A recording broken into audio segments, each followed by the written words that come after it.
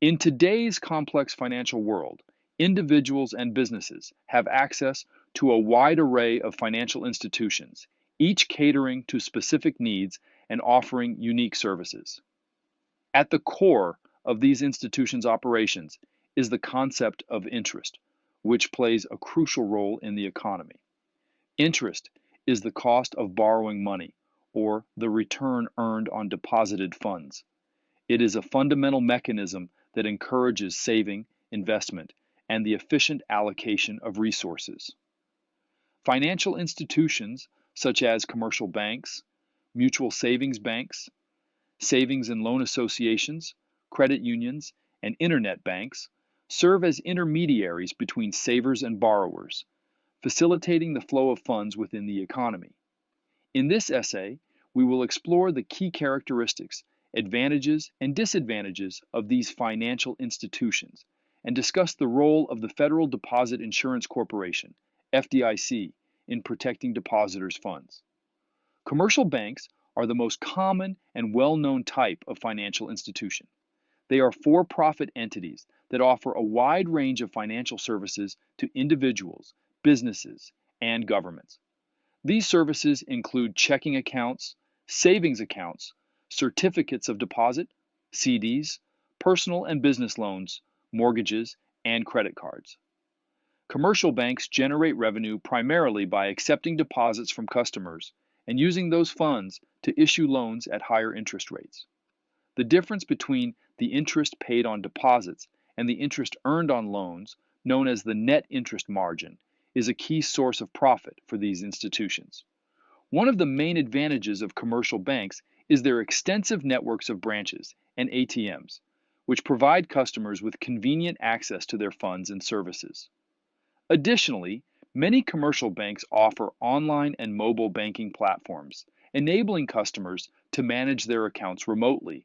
However, commercial banks may charge higher fees for certain services compared to other financial institutions, and their loan approval processes can be more stringent. Mutual savings banks are similar to commercial banks in many respects, but have some distinct characteristics. These institutions are owned by their depositors and operated for their benefit rather than for the profit of shareholders. Mutual savings banks primarily focus on accepting deposits and making loans to individuals and local businesses within their communities. They often offer competitive interest rates on savings accounts and CDs, as well as affordable mortgage and personal loan options. One advantage of mutual savings banks is their strong community focus and commitment to serving local customers. They may have a better understanding of the unique needs of their community and can offer more personalized services. However, mutual savings banks may have fewer branches and ATMs compared to larger commercial banks, and their range of products and services may be more limited. Savings and loan associations, also known as S&Ls or thrifts, have historically specialized in accepting deposits and providing home mortgages to consumers. These institutions originated in the 19th century to help industrial workers and other individuals save money and purchase homes. Over time, S&Ls have expanded their offerings to include checking accounts, personal loans, and other financial services. A key advantage of S&Ls is their expertise in home financing, which can make them an attractive option for consumers seeking mortgages. They may offer competitive interest rates and more flexible lending terms compared to commercial banks. However, S&Ls have faced challenges in recent decades, particularly during the savings and loan crisis of the 1980s and early 1990s, which led to significant regulatory changes and a decline in the number of S&Ls. Credit unions are not-for-profit financial cooperatives owned and controlled by their members. These institutions are designed to promote savings, provide affordable credit, and offer financial services to their members. To join a credit union, individuals must typically meet certain membership criteria, such as working for a specific employer, belonging to a particular organization, or living in a designated geographic area.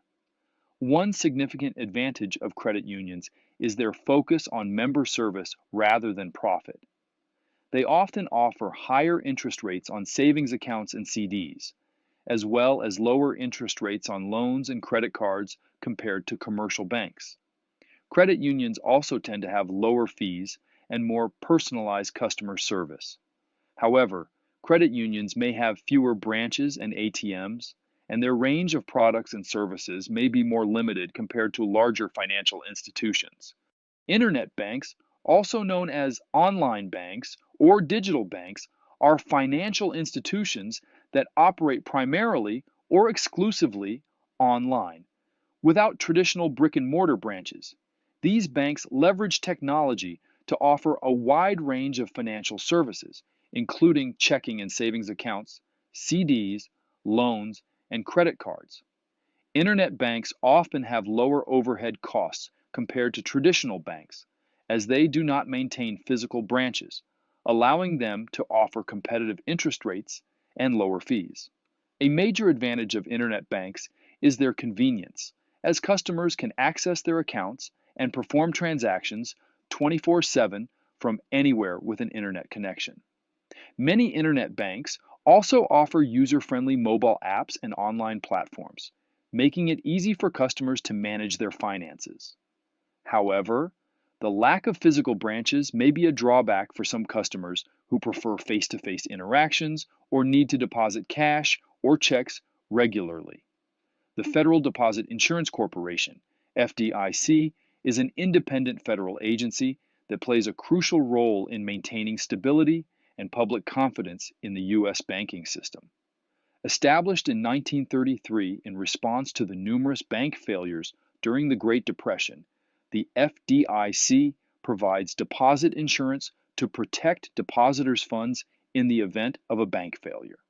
The FDIC insures deposits up to $250,000 per depositor per insured bank for each account ownership category.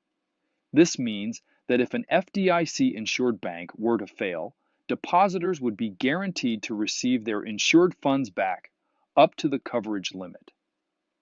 The FDIC's deposit insurance is backed by the full faith and credit of the United States government, making it a strong safeguard for depositors' money. It is important to note that while the FDIC provides extensive coverage, there are some limitations. The FDIC does not insure investments in stocks, bonds, mutual funds, or other non-deposit products, even if these products are purchased through an insured bank. Additionally, the FDIC does not insure deposits held in foreign branches of U.S. banks or in non-bank institutions such as brokerage firms or credit unions, which are insured by the National Credit Union Administration. Understanding the diverse landscape of financial institutions is essential for individuals and businesses looking to make informed decisions about where to save, borrow, and manage their money. Commercial banks, mutual savings banks, savings and loan associations, credit unions, and internet banks each offer unique advantages and disadvantages, catering to different needs and preferences. The Federal Deposit Insurance Corporation plays a vital role in protecting depositors' funds and maintaining stability in the banking system, providing peace of mind for consumers. By familiarizing themselves with the characteristics and services of these financial institutions, as well as the coverage provided by the FDIC, individuals can make well-informed choices that align with their financial goals and risk tolerance.